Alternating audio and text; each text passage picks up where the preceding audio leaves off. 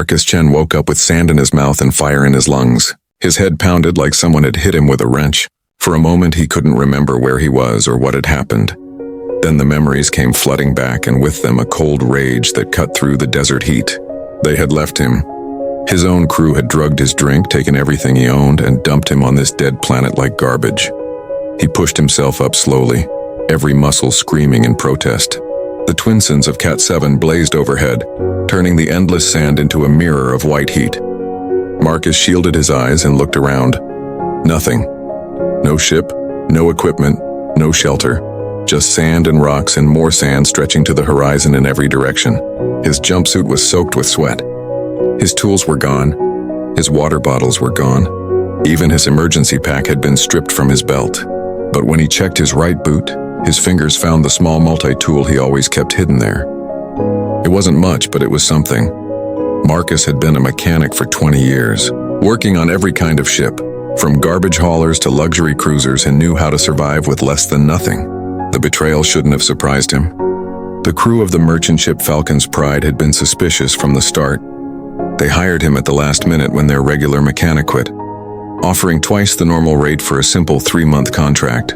Marcus should have known it was too good to be true, but he needed the money and he was good at fixing things. Really good.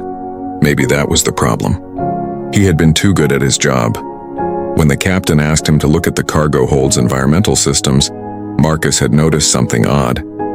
The power readings were wrong. There were hidden compartments behind false panels shielded from normal scans. He hadn't said anything at first, planning to wait until they reached the next station, but the captain must have seen the knowledge in his eyes. Now Marcus was here, abandoned on a planet that wasn't even on most star charts. K7 was marked as uninhabitable, a desert world with no water and no resources worth mining. It was the perfect place to dump someone you never wanted to see again. Marcus started walking.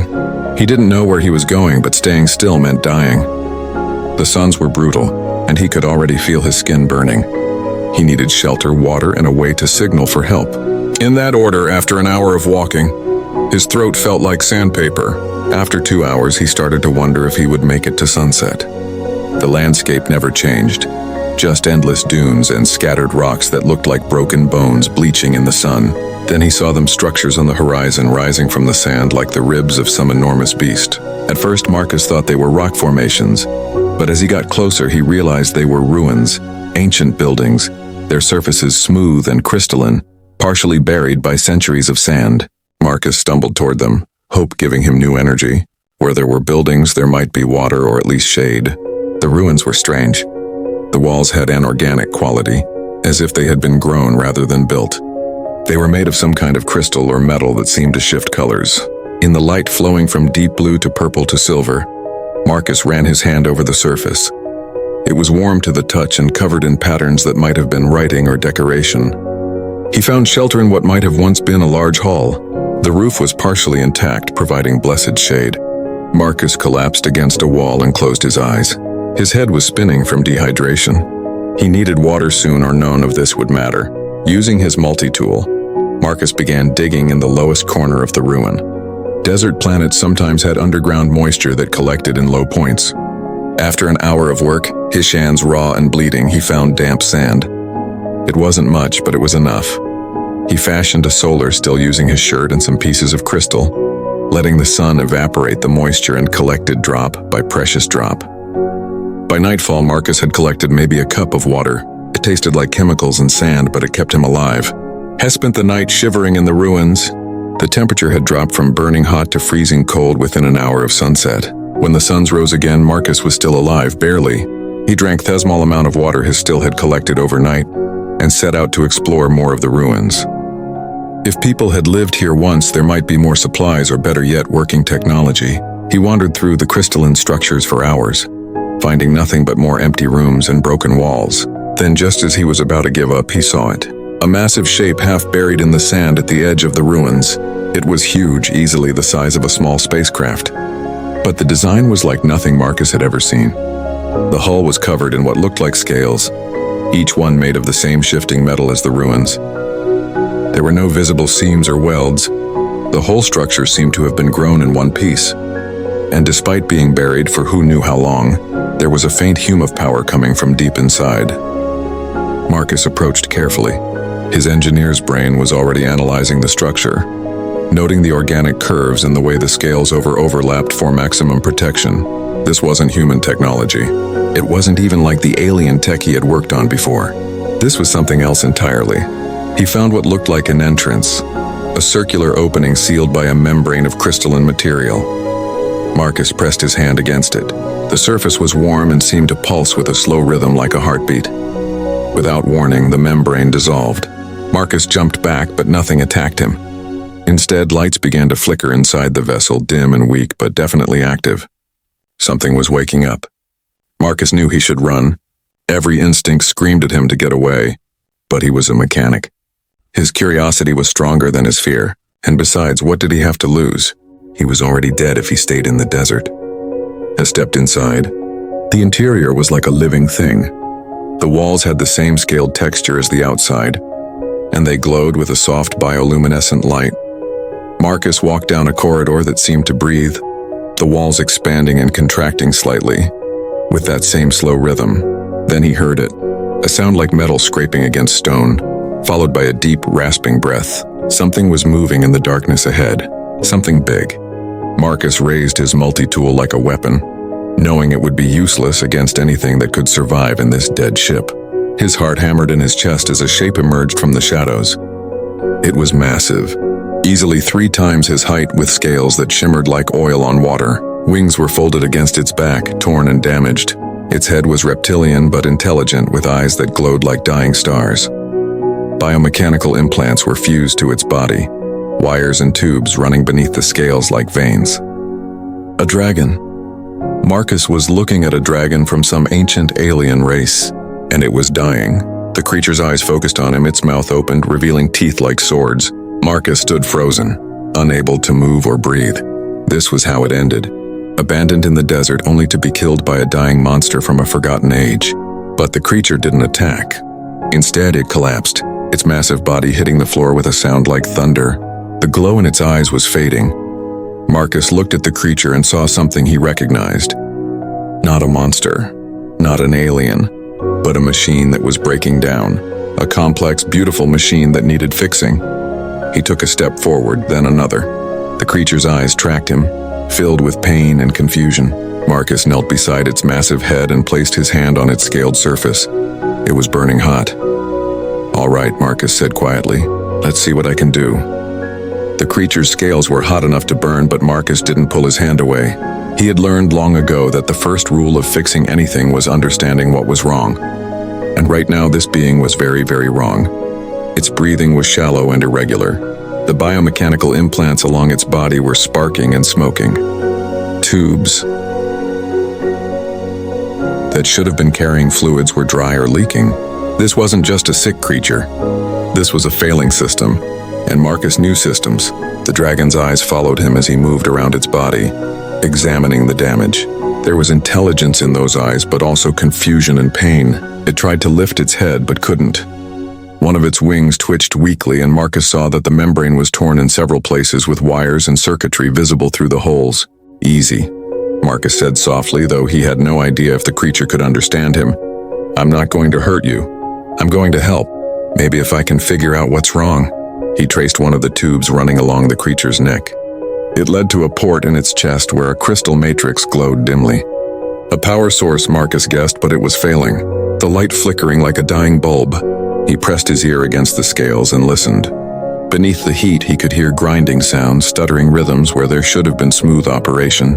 The creature made a sound, something between a growl and a whine. Then it did something that shocked Marcus. It lifted one massive clawed hand and pressed it against the smooth floor. Slowly, deliberately, it began to draw symbols in the dust. Marcus watched in amazement. The symbols were mathematical, universal concepts that any technological species would understand. Circle, triangle, square, then numbers, then more complex equations. The creature was trying to communicate. Marcus knelt down and drew his own symbols in response. Basic addition, then a question mark. The creature's eyes brightened slightly. It drew more symbols faster now. Marcus's engineering education helped him understand the basic concepts. Energy flow, stop, broken. Your power systems are failing, Marcus said, drawing symbols to match his words. Your internal machinery is breaking down. The creature drew again, a symbol Marcus interpreted as yes, then more complex patterns. It showed what looked like a starburst surrounded by many smaller shapes.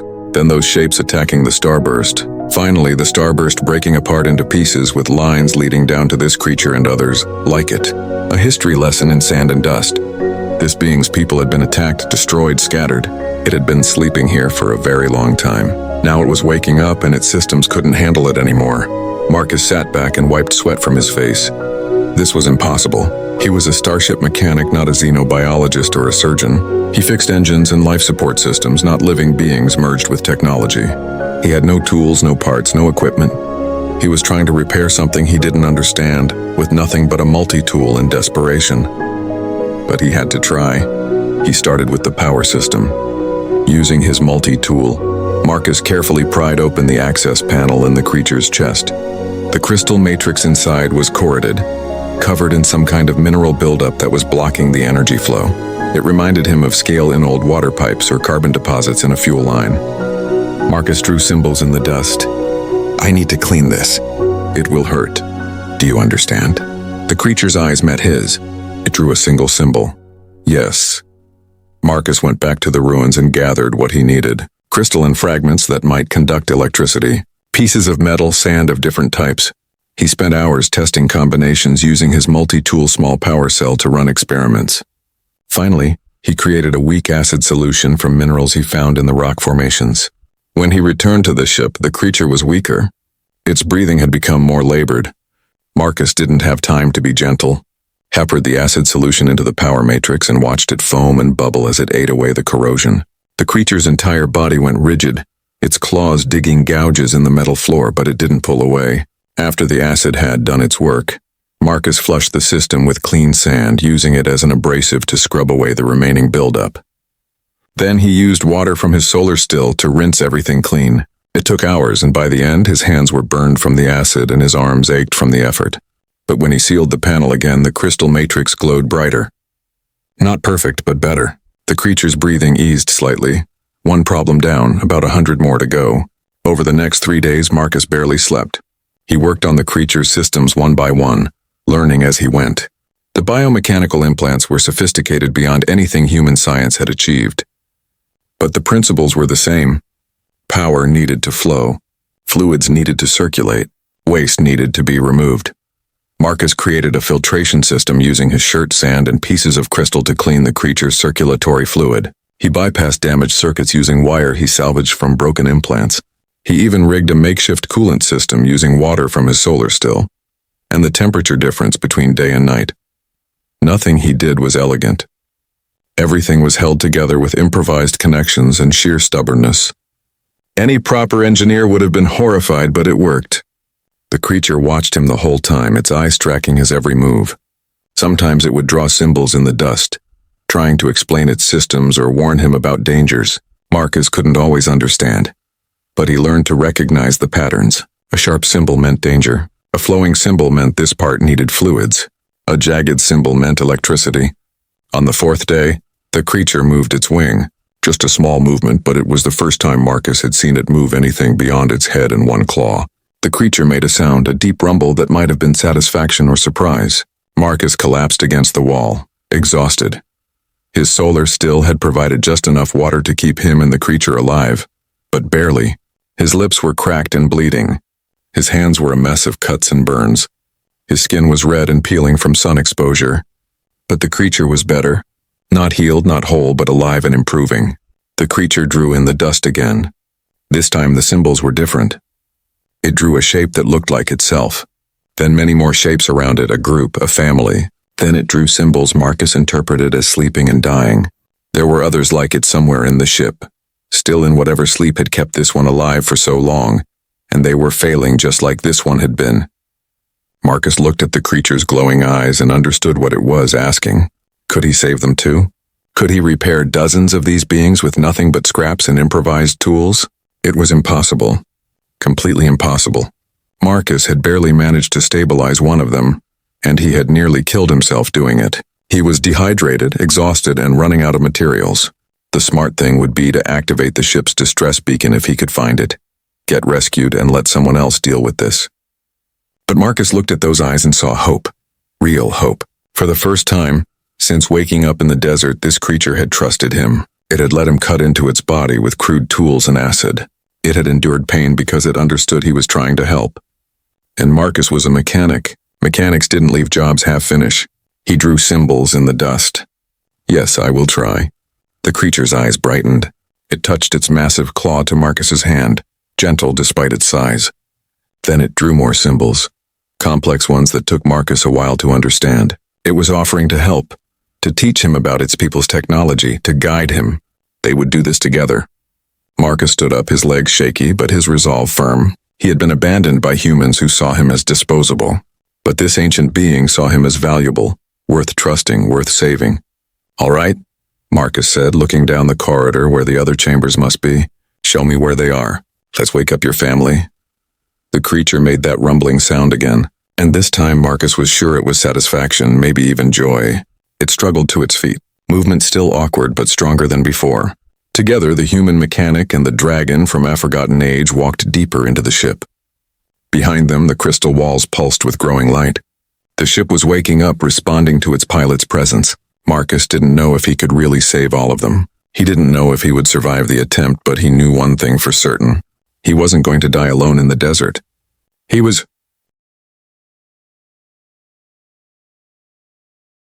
going to die trying to do something impossible, and maybe, just maybe, he would succeed. The creature led Marcus through corridors that seemed to breathe with a slow, steady rhythm.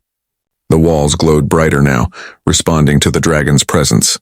Marcus followed, his multi-tool ready, even though he knew it would be useless if danger appeared. The ship was massive, far larger than it had seemed from outside. Rooms branched off in every direction, and some corridors curved in ways that hurt Marcus's eyes, as if the geometry didn't quite follow normal rules. Finally, they reached a chamber deep in the heart of the ship.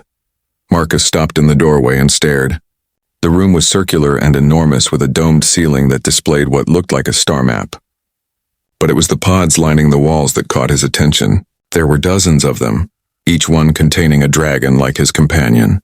They floated in thick fluid, their scaled bodies perfectly still, their eyes closed. Tubes and wires connected them to the pods, keeping them in their ancient sleep. But the pods were failing. Marcus could see it immediately. Some of the fluids had turned dark and cloudy. Warning lights blinked red on many of the panels. Several pods were completely dark. Their occupants probably already dead.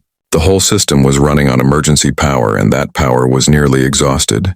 His companion made a low, mournful sound. It touched one of the pods gently, its claws scraping against the crystal surface. Marcus understood. These were its people, its family, and they were dying. Marcus walked around the room, examining each pod. His engineer's mind cataloged the problems. Fluid pumps had failed. Power connections were corroded. Monitoring systems had crashed. Some pods had been damaged by time and neglect.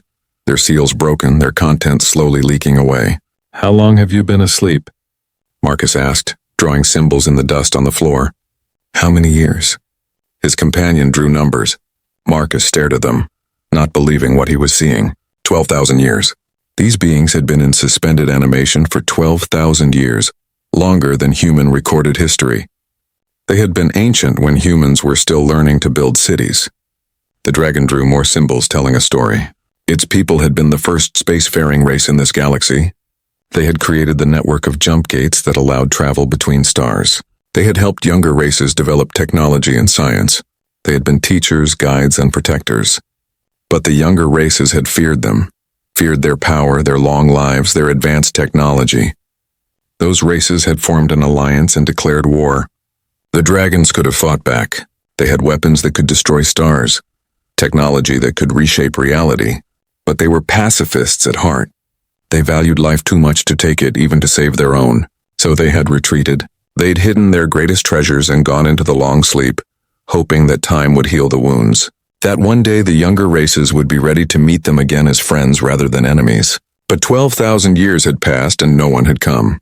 The galaxy had forgotten them. Even the jump gate network had failed, severed from the intelligence that had created it. And now the dragons were dying in their sleep, their technology breaking down after millennia of operation. Marcus felt something heavy settle in his chest.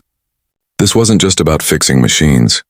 This was about saving the last remnants of an entire civilization, a people who had helped create the galaxy as it existed now, only to be betrayed and forgotten. He looked at his companion at the trust in its eyes. It believed he could do this. Believed that a single human with a multi-tool in desperation could save what remained of its species. Marcus took a deep breath and got to work. He started with the pods that still had power. Those dragons had the best chance of survival. Marcus opened the access panels and examined the systems. They were incredible, blending biological and mechanical components so seamlessly that it was hard to tell where one ended and the other began. The pods maintained perfect stasis by balancing temperature, nutrients, and neurosuppressants while simultaneously repairing cellular damage at the molecular level. But after 12,000 years, even the best systems broke down. Seals degraded, fluids contaminated, circuits corroded. Marcus had to work with what he had, improvising solutions that would have made any proper engineer weep. Used sand as an abrasive cleaner and a filter medium. He created new seals from melted pieces of his jumpsuit, carefully heating the synthetic material until it could be molded. He rerouted power from less critical systems to keep the life support running. He even synthesized replacement fluids using minerals from the desert, mixing them with water from his solar still until the chemical balance was close enough to work. It was delicate, exhausting work. One mistake could kill the being in the pod, but Marcus had steady hands and years of experience. He knew how to feel his way through a repair when he couldn't see what he was doing. He knew how to test a system without putting stress on it. He knew how to improvise. His companion helped where it could. It couldn't do fine mechanical work with its massive claws, but it could lift heavy components, reach high places, and most importantly, explain the systems through drawings and symbols. Together they developed a working language of diagrams and gestures. Marcus would show what he wanted to do, and the dragon would indicate whether it was safe or dangerous. Days blurred together. Marcus worked until he collapsed from exhaustion, slept for a few hours, then started again. He ate whatever scraps he could find in the ship's ancient storage compartments. Most of it was dust, but occasionally he found sealed containers with nutrient paste that was still barely edible. His companion showed him how to tap into the ship's water recycling system, giving them both enough water to survive. After 5 days of constant work, Marcus revived the first pod. The fluid drained away, and the dragon inside opened its eyes for the first time in 12,000 years. It was smaller than Marcus's companion with silver scales that shimmered like starlight. It looked confused and weak but alive. His companion made a sound of pure joy. It pressed its head against the newly awakened dragons, and Marcus realized he was watching something intimate, something sacred, a reunion after an eternity of separation. But there was no time to celebrate. There were still dozens more to save, and many of them were in worse condition. Marcus moved to the next pod, then the next. Each one was a unique challenge. Each dragon's biology was slightly different, evolved over centuries to suit their individual needs. Marcus had to adapt his techniques for every repair, learning as he went. Some dragons woke easily, their systems responding well to Marcus's improvised fixes. Others required heroic efforts. Marcus had to completely rebuild fluid circulation systems, bypass failed neural interfaces, even create artificial organs to replace ones that had decayed beyond repair. On the 10th day, Marcus faced his greatest challenge.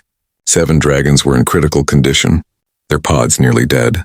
These were the ones that had failed first, that had been slowly dying while the others slept on. Their bodies were shutting down, their brain activity almost zero.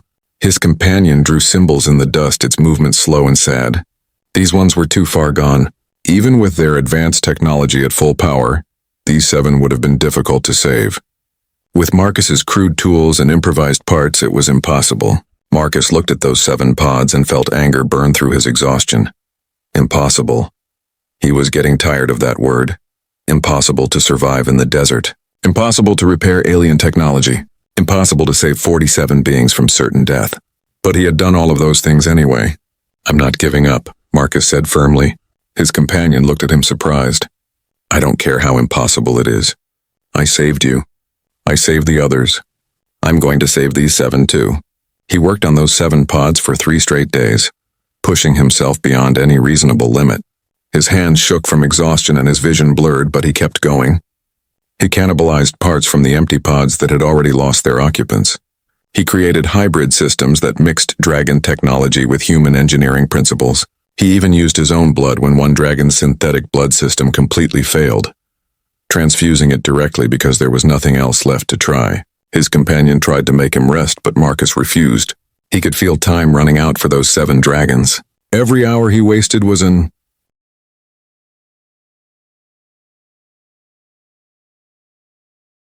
hour they didn't have. On the 13th day, the last dragon opened its eyes. It was smaller than the others. Its scales a deep red like dying embers. It looked at Marcus with confusion and wonder, as if it couldn't believe it was alive. Marcus collapsed against the pod, his chest heaving. He had done it. All 47 dragons were awake. Against every law of probability, against common sense and engineering principles, he had saved them all. His companion approached and gently lifted Marcus in its claws. It carried him to a chamber with a soft floor and laid him down carefully. Other dragons gathered around, their eyes glowing softly in the dimness. They touched him gently with their claws, a gesture of gratitude and respect. Marcus tried to stay awake, but his body had reached its limit. As he drifted off, he heard them speaking to each other in their own language, a sound like wind chimes and thunder mixed together. He didn't understand the words, but he understood the tone they were talking about him, the human who had saved them. Marcus woke to the sound of the ship humming with life. He sat up slowly, his entire body aching. His hands were wrapped in some kind of soft, cool material that soothed the burns and cuts. Someone had cleaned his wounds and treated them while he slept. His companion was there watching him with those glowing eyes. But now there were others. 3 more dragons had entered the chamber, their scales different colors ranging from deep blue to golden bronze. They looked at Marcus with curiosity and something that might have been respect. His companion drew symbols on the wall where the light made them easier to see. The dragons had been talking. They had examined what Marcus had done to their stasis pods, and they were amazed. Not just that he had succeeded, but how he had done it. His methods were crude by their standards, but they worked. He had seen their technology not as perfect and untouchable, but as machines that could be adapted and modified. The golden dragon approached and touched Marcus's forehead gently with one claw. Images flooded his mind. Not words, but pure meaning. Gratitude, respect, family. Marcus gasped as the connection broke, his head spinning. "Did you just—" he started to say. But the dragon was already drawing symbols. Yes, they could share thoughts and memories through touch. It was how they communicated complex ideas quickly. They wanted to share with Marcus, to show him their history and teach him their ways. Over the next few days, Marcus learned more about the Draconians than he had thought possible. They took turns touching his mind, showing him images of their civilization at its height. Cities that floated in the clouds, ships that could travel between dimensions, technology that seemed like magic, even to someone who understood engineering. But Marcus also saw their fall, the fear in the eyes of the younger races, the accusations in the war, the painful decision to retreat rather than fight, the hope that someday they could return to a galaxy that had grown wise enough to accept them. In return, the Draconians looked into Marcus's memories. They saw his life, his struggles, his betrayal. They saw human civilization with all its flaws and potential, and they were fascinated. To them, humans were impossibly young, barely out of the cradle of their home world. Yet this one human had saved them when their own advanced technology had failed. The Blue Dragon, whose name translated roughly to Skidalon, spent hours watching Marcus work on the ship's systems. The vessel needed extensive repairs beyond just the stasis pods, engines, life support, navigation, weapon systems. Everything had degraded over 12,000 years. Marcus worked methodically through the problems, and Skadalon learned to see technology through human eyes. "You don't try to make things perfect," Skylin said one day, using sounds instead of telepathy. Her voice was like rocks grinding together, but understandable. "You make them work." Marcus grinned as he bypassed a failed circuit with a piece of wire. "Perfect is the enemy of good enough. I learned that my first year as a mechanic. A ship that's flying with improvised parts is better than a ship that's grounded, waiting for the perfect replacement." This concept was revolutionary to the Draconians. Their entire civilization had been built on the pursuit of perfection. Every component was precisely engineered, every system optimized to theoretic limits. They had never considered that there might be value in rough functional solutions. But Marcus's methods worked. The ship's engines coughed and sputtered, held together with improvised brackets and rerouted power lines, but they worked. The life support system mixed draconian technology with human engineering principles, creating something neither elegant nor beautiful, but functional. The navigation system ran on patched code that any draconian programmer would have found horrifying, but it could still plot courses between stars. The draconians began experimenting with Marcus's approach. They started modifying their own technology, making it more flexible and adaptable. Skylon created a hybrid power system that could run on multiple fuel types. Zareth, Marcus' original companion, designed medical pods that could adapt to different species. Others worked on weapons, shields, and communication systems. They discovered something that their ancestors had forgotten in the pursuit of perfection. Adaptability was more important than optimization. A system that could handle unexpected problems was more valuable than one that worked flawlessly. Only under ideal conditions. Marcus taught them other human concepts too. Improvisation, making do working with what you have instead of what you wish you had. The Draconians absorbed these lessons eagerly, and Marcus watched in amazement as they began to think like humans while maintaining their vast knowledge and experience. But there was a problem. The ship was damaged beyond what they could repair here. The jump drive was dead. Its core components degraded past any hope of restoration. The communication array could barely transmit beyond the planet's atmosphere, and the ship's hull had been weakened by time in the harsh desert environment. They needed help, real help with proper parts and facilities. But calling for help was dangerous. If human salvagers found them, the Draconians would be seen as a prize to be captured and studied. Their ship would be stripped for technology. They would become prisoners or experiments poked and prodded by scientists who saw them as specimens rather than people. Marcus sat in the ship's command chamber, thinking that Draconians had gathered around him waiting for his decision. They trusted him in a way that still felt unreal. These ancient, powerful beings were looking to him for guidance. "We need to be smart about this," Marcus said finally. "If we send out a standard distress call, whoever responds will see you as valuable property. But if we're selective about who we contact," he explained his plan, "they wouldn't broadcast widely. Instead, they would use the ship's damaged sensors to scan for vessels nearby. Marcus would identify which ones were likely to be sympathetic, which ones were probably pirates or salvagers. Then they would send a targeted message carefully worded to make it clear that the Draconians were intelligent beings seeking diplomatic contact, not a derelict ship to be looted. It took 3 days to get the communication array working well enough to send a message. Marcus worked with 2 Draconians named Ember and Starwing, combining their knowledge of ancient communication protocols with Heist's understanding of modern signal processing. The result was a message that could be understood by contemporary receivers, while also including draconian authentication codes that proved the message was genuine. They sent the message to a science vessel that was passing through a neighboring system Marcus had chosen carefully. The vessel was registered to the Galactic Research Institute, an organization known for its ethical standards and respect for alien cultures. If anyone would give the Draconians a fair chance, it would be them. While they waited for a response, Marcus continued working on the ship. He had become the unofficial chief engineer, coordinating repairs and training the Draconians in his methods. They called him Spark Tender, a title that meant something like Keeper of the Flame in their language. It was a position of honor reserved for those who kept vital systems running in times of crisis. Marcus tried not to think about what would happen when they were rescued. Would he go back to human space?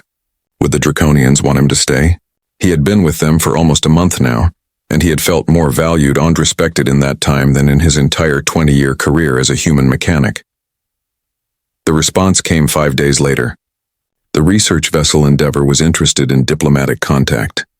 They would arrive in 3 days, and they promised to approach peacefully. Marcus felt relieved but also nervous. This was it. The moment.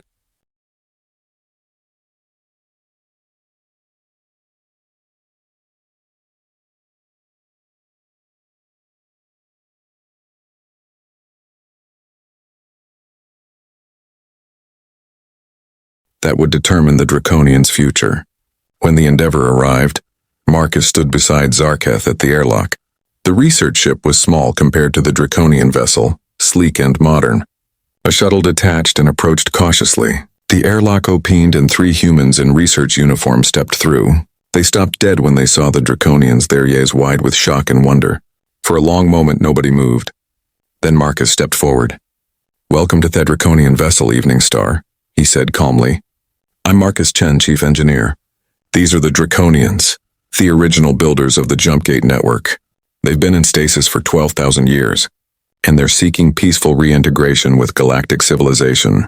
The lead researcher, a woman with gray hair and sharp eyes, looked from Marcus to the Draconians and back again. This is incredible. We've found references to the Draconians in ancient texts, but we never imagined. She stopped and took a breath, composing herself. I'm Dr. Sarah Okonkwo. We're honored to make contact. Marcus smiled. It was going to be okay. The Draconians would get their chance to return to the galaxy, not as conquerors or victims, but as partners. The news spread through the galaxy like wildfire. The Draconians, legendary builders of the ancient Jumpgate network, had returned. Every major government, corporation, and scientific institution wanted to meet them. Some saw opportunity, others saw danger. But everyone wanted to know the truth about the civilization that had shaped the galaxy's infrastructure. Marcus stood in the command chamber of the Evening Star, watching the flood of communication requests scroll across the displays. The ship was still buried in the sand of Ket 7, but now it was surrounded by a small fleet of vessels, research ships, diplomatic craft, and unfortunately a few corporate salvage vessels that were keeping a careful distance. Dr. Okonkwo and her team from the Endeavor had been invaluable. They had brought supplies, medical equipment, and most importantly, legitimacy. Their reports to the Galactic Research Institute had framed the Draconians as a diplomatic contact rather than a salvage opportunity. That framing had probably saved the Draconians from being seized as property by less scrupulous parties, but the situation was complicated. The Draconians were technically in violation of dozens of current laws and treaties simply by existing. Their ship contained technology that was restricted under galactic weapons conventions. Their biomechanical nature raised questions about citizenship and rights. And their claim to have built the Jumpgate network brought up thorny questions about property and sovereignty. Sarkeith touched Marcus' shoulder gently. You look troubled, Spartender. Marcus sighed. I'm worried.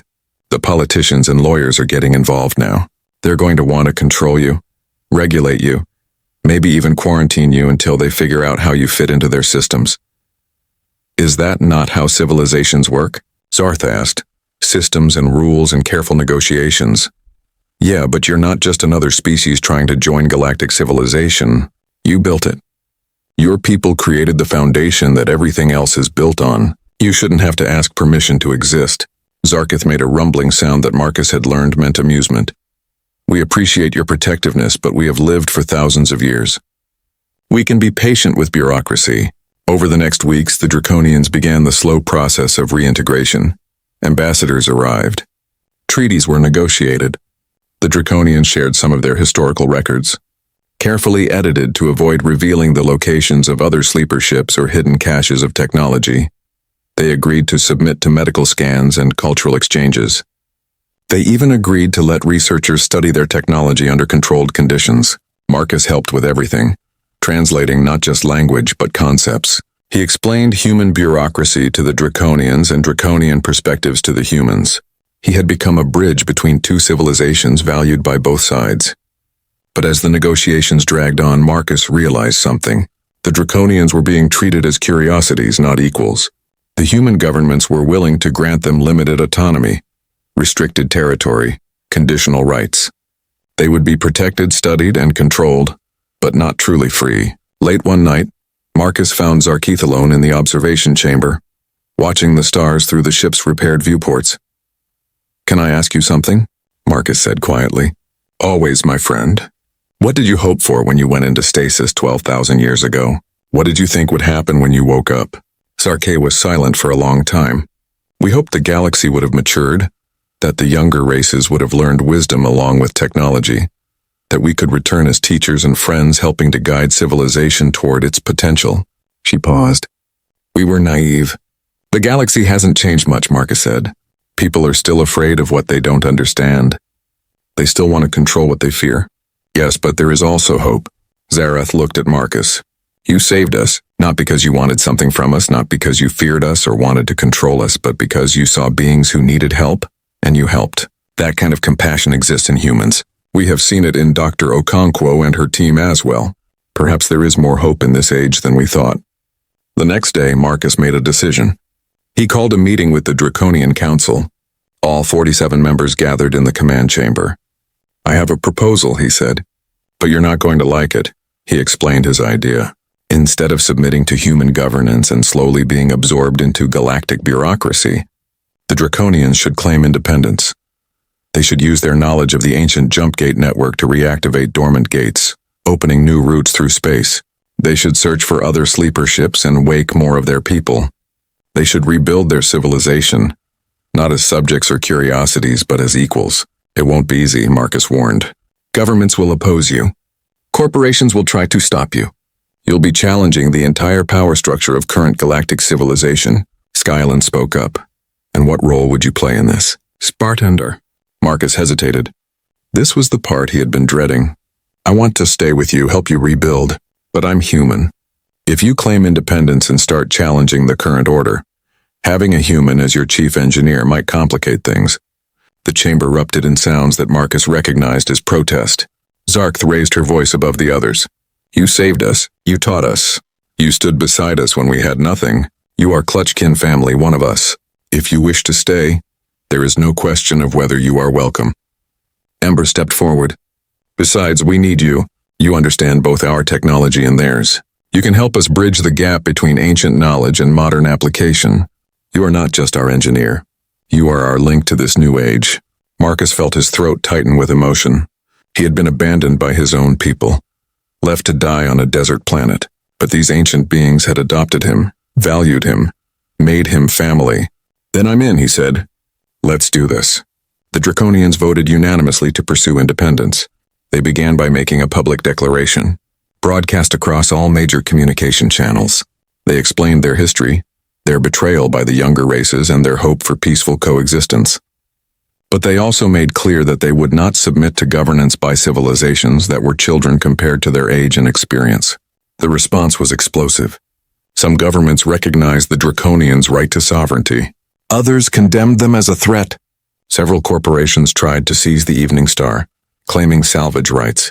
That attempt ended when the Draconians activated the ship's defense systems, technology so far beyond current weapons that the corporate vessels retreated immediately. But the Draconians kept their promise of peace. They didn't attack.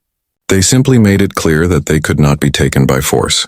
Marcus led the effort to restore the ship to full operation with proper supplies from Dr. Okonkwo and her team, who had resigned from the Institute to join the Draconians. The repairs went much faster. Within 3 months, the Evening Star lifted off from Ket 7 for the first time in 12,000 years. Their first mission was to find other sleeper ships. Using ancient star charts and Marcus's intuition about where such ships might have been hidden, they began a systematic search of the forgotten galaxy. They found the first sleeper ship orbiting a dead star, its stasis pods failing but not yet dead. Marcus and his team of Draconian engineers saved all 32 occupants. Word spread among the hidden Draconian outposts. The Spark Tender was coming, a human who understood their technology, who could repair the irreparable, who brought hope of awakening. More sleeper ships activated their beacons calling for help. Over the next year, Marcus helped